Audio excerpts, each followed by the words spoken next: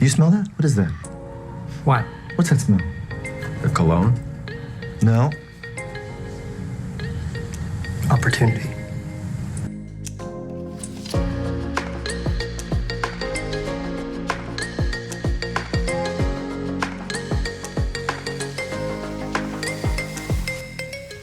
So Nike today is trading at a signal level of minus 2.7, and the last time that the stock traded at these levels, it earned a subsequent 3-year annualized return between 30 to 50% per year.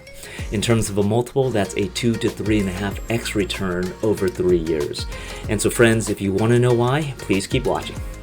Hi everyone, welcome back to the channel Collective Intelligence, where we offer a no-nonsense approach to evaluating investment opportunities.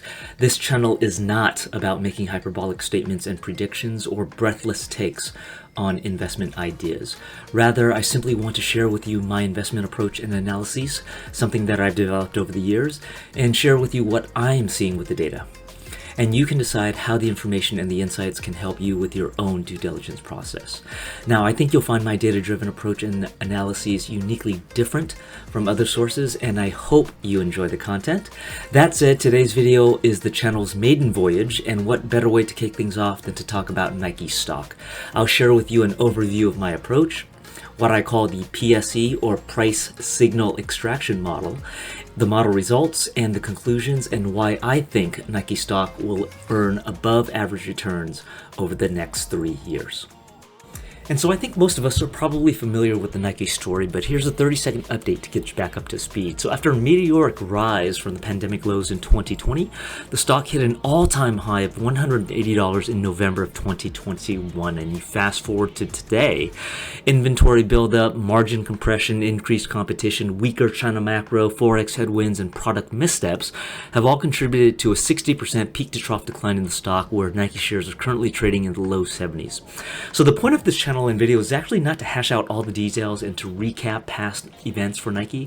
For those of you who'd like an in-depth discussion on Nike, there are a number of resources online that can help you tap into that, such as Seeking Alpha, CNBC, Bloomberg, and even other YouTube channels. My objective here with this channel is to provide you with my quantitative analyses of Nike and the results of the model and where the model predicts Nike will be in the next few years.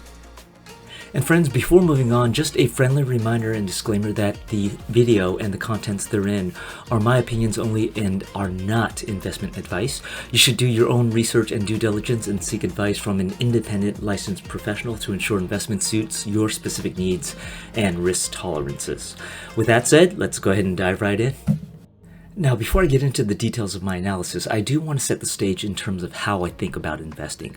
So my approach begins with really an acknowledgement that to be good at investing and to do better than others, you need to draw on one or a combination of 4 things. And these are the things that I've learned throughout my career at Goldman, as well as an investment director for Midsize Endowment University.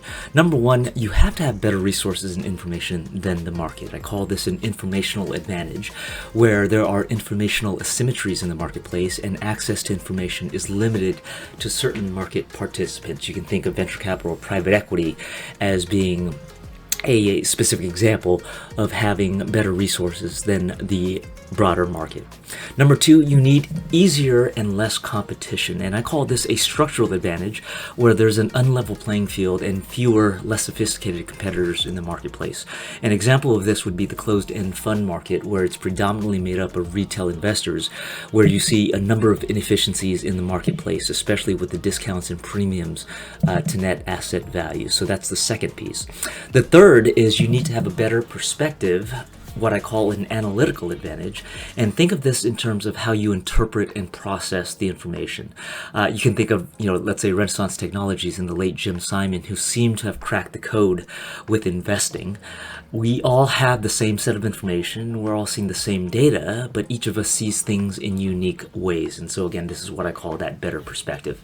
And then lastly, you have to have a better discipline than everybody else, or what I refer to as a behavioral advantage in how you react to the information. Can you stay disciplined and be data-driven, or will you succumb to behavioral tendencies? And again, it's one of those things where if you have an advantage in this, you have an advantage over others in the marketplace. And so with a stock like Nike, which is traded in the US public markets, there's a tremendous amount of information and competition within this marketplace. So you can pretty much be assured that number one and number two is an advantage that very few players have in this marketplace. Rather, it's 3 and 4 that I think is where we can add value and where we have an advantage. And so in my view, this is where you need to look at and react to the world a little bit differently. All right, so let's go ahead and jump right into my PSC approach. So here's Nike stock price graph over the last 18 years. And what many investors might see here is just simply a price chart. But what I see from this price chart are a lot of different signals that the market prices are reflecting, and it's those signals that summarize the behavior and the levels of optimism and pessimism in the marketplace at any one point in time. So now this is just for illustrative purposes, but I generate roughly about 30 plus different signals in my models. These signals include things like valuation multiples, moving averages, peak to troughs, natural return paths, momentum indicators, and other proprietary data signals that I've generated and developed over the last 23 years. So my approach, the best way to describe it is that it is a quantitative approach in nature, and it's also probability driven in nature. And so I emphasize the words probability driven because that is how I approach investing. I like investing when the risk reward probabilities are in my favor, and I generally like to stay away when they're not in my favor. I also like to understand how the odds are stacked with or against me at any price level. And number two, every signal is going to generate some combination of information and noise. There's going to be some signals that are stronger than others, which means that the information is a little bit more stronger with less noise than other signals. I then combine all of these different factors, all of these different signals into a multi-factor, or you can call it a multi-signal model, which again is what I call the PSE or price signal extraction model. And then lastly, I can't emphasize this enough, investors need to focus on the long game here. And when I talk about the long game, I'm talking about at least a 1 to 3 year time horizon with this approach. Investors that focus on a shorter term time horizon, i.e. less than 1 year, there are probably better techniques and approaches that you can use with that short term time horizon.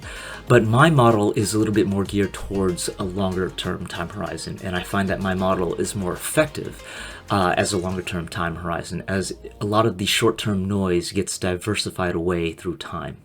And the long term is what I've been used to as an investor on the institutional side. And so what I do is I take all of these different signals and I incorporate it into a single model where I can use that model to help read the temperature and expectation level of the underlying stock. Now, it's important to note that not all signals enter into the model. What I do is I select the top 10 signals that show the greatest signal value, because again, out of 30 different signals, there are going to be some that have very strong signals and then others that don't. And all of these different signals, it varies by stock. Some signals are more important to some stocks and then less so important to other stocks. And so once I have my PSE model, the next question is, so what? What is this good for?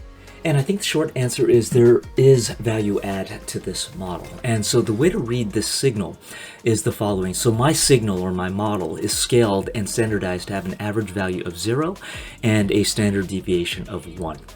And since my model provides levels of optimism and pessimism, what I can do is I can break out this model or break out the signal into various different levels to help get a better understanding of degrees of pessimism and optimism in the marketplace. So, for example, if we were to go out, maybe let's call it 1 standard deviation above or below the average, this is what I consider to be normal expectations or normal levels of pessimism and optimism in the marketplace. And if you were to go out an additional standard deviation, let's call it to 2 standard deviations, this is what I call aggressive expectations or aggressive levels of optimism. And when the market is pricing in aggressive levels of optimism in the stock price, I equate that to the stock price being relatively expensive. Going out even further than that, let's call it 3 standard deviations, I would consider this to be very aggressive expectations or very aggressive levels of optimism. And because levels of optimism is being priced into the stock, I equate that to the stock being very expensive at these levels. On the flip side, going down, let's call it to 2 standard deviations, below the average or below normal, I call this pessimistic expectations, or there is a high degree of pessimism in the marketplace. And when you think about the levels of pessimism that is being priced into the stock, well, that just means that there are very conservative and very bad outcome type of scenarios that are being priced into the stock. And so my view is I equate levels of pessimism with the stock being cheap. And then, of course, if we just take that one step further, let's going down out to 3 standard deviations away from the average. I consider this to be very pessimistic expectations. And because you have very pessimistic expectations that are being priced into the stock, I consider that, or I equate that to be very cheap stock prices. And so now that I've bracketed out the stock in these various different levels of market expectations, this model then allows me to get a better sense of how the odds are stacked with or against me at any price point in the stock. So just to summarize, when the stock is trading at these levels above 1 standard deviation on the plus side, so between 1 to 3 standard deviations, I consider this to be, again, very expensive levels for the stock. And because it's very expensive, I associate that with lower expected future returns. This comes down to the fundamental rule of the returns that you earn are predicated on the price that you pay for an asset. So if you overpay for something, if you're paying an expensive price for something, the expected returns, in theory at least, should be lower. On the flip side, if you can buy stocks at these levels where there are pessimistic expectations that are being priced into the stock, and pessimistic expectations equate to a lower stock price, well, I would expect higher future returns at these levels. Again, getting back to that axiom that the returns that you generate are a function of the price that you pay for the asset. And so friends, that is how I generally think about investing. So when I look at a stock like Nike and I look at the signals that the stock price is presenting to me, when the signals are in these levels right here, so in other words, anytime that the signals are above the average line, I am not interested in the stock. And the reason why I'm not interested is because the risk-reward profile is not in my favor. In contrast, when the stock price is down here, rather the signal is down here, the odds are in my favor of generating above average returns than at any other price point. Alright, and so to put some meat on the bones here and to better understand how this model is effective and how it can benefit decision making, I overlay this model, which is the blue line, with the stock price graph, which is in orange, and you can see something very interesting here. Now, at every price point on this graph, I have a sense of the level of optimism and pessimism in the marketplace that is reflected in the PSC model, again, which is in blue. For example, if you were to look at the stock price at the end of November 2015, the stock was a little over $60 per share. And at the same time, if you were to look at the signal value, that was the corresponding value at November 2015, the signal value was about 1.82, well into the expensive zone of the model. Why? Because of the high expectations and the high levels of optimism that was being priced into the stock at that time. And in this case, my model would suggest staying out of the position. If you contrast that with the COVID decline in early 2020, the stock price in 2020 was also roughly about $60, but the model level, or the signal value, was actually well under 1. In other words, the market was pricing in some pretty pessimistic expectations within the stock price, and as a result, my view, according to my model, the stock was relatively cheap.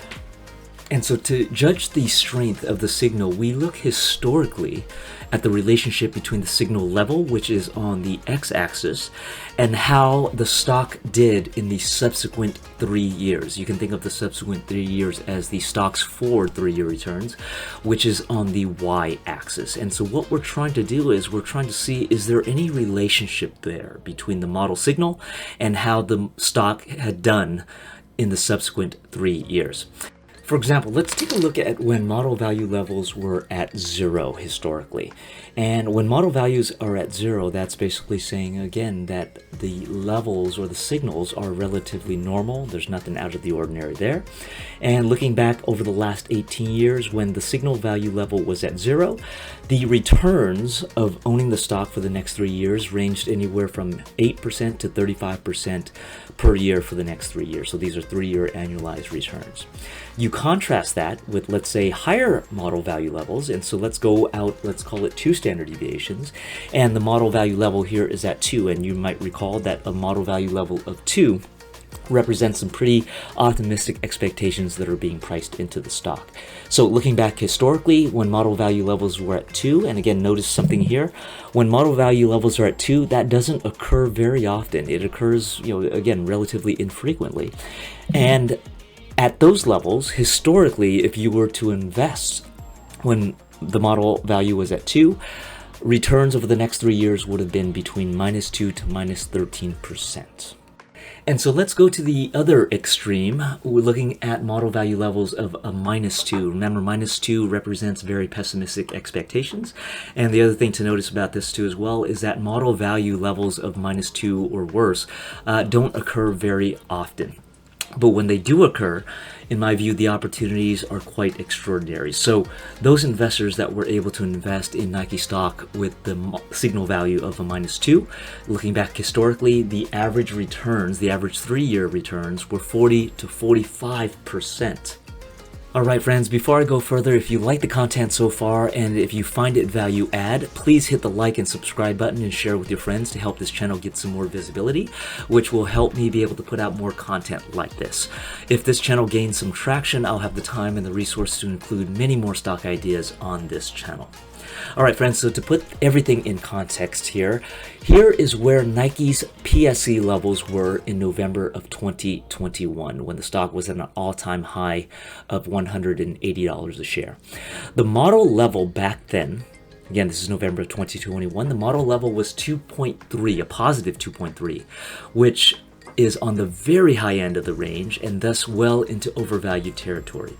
Now, based on this model, the 3-year returns of Nike stock is likely going to be in the range of -5 to -25% as suggested by historical observations. Now, you contrast that with today's stock price, where the current stock price today is again roughly in the low 70s.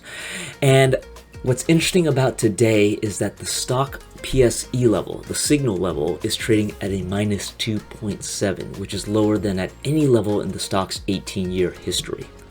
And so based on the relationship between signal levels and forward returns, I think that the likely return scenario over the next 3 years will likely be in the range of 30 to 50%.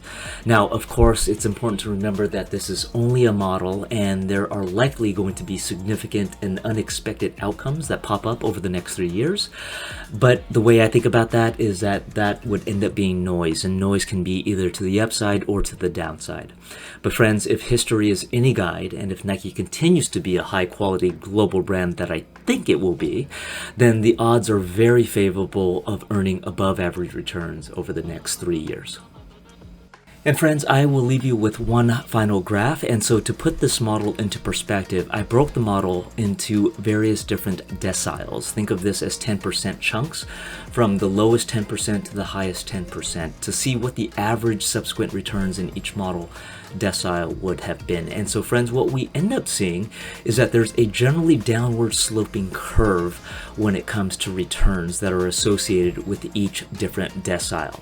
And in my view, this is further evidence of the robustness of the model, and it's consistent with my thesis that lower decile values, which is where the stock is currently at, should produce higher returns than at higher decile levels when the stock is more expensive. Alright friends, to summarize, Nike is currently trading at the bottom decile of my PSE model, where the stock price is currently at $70, and the markets are pricing in some very pessimistic expectations for the stock, levels not seen since the GFC. While no one knows how the future will unfold, and there are going to be many unique and exogenous circumstances surrounding this market and the Nike stock. If history is any guide, current conditions suggest that the probabilities are much more attractive for Nike to potentially earn above average returns in the next few years. And so approaches that I consider when expressing a bullish view on the stock, which is what I currently have, is number one, you can go long as part of a larger diversified portfolio. You can do what's called a bullish call spread. You can also incorporate an ACES strategy, an ACES option strategy, which is basically a bullish call spread financed with a short out of the money put option or cash secured puts. Thanks everyone for watching. If you liked the content and found it helpful, again, please hit the like and subscribe button and share with your friends so you can get notifications on any new content I upload. My plan is to do 1 or 2 stocks a week, and you'll be able to get notified when they come out. The next ones that I am considering are Estee Lauder and Starbucks and UPS, so if you want to know more about those, hit subscribe. Thanks again everybody for watching, and I'll see you next time.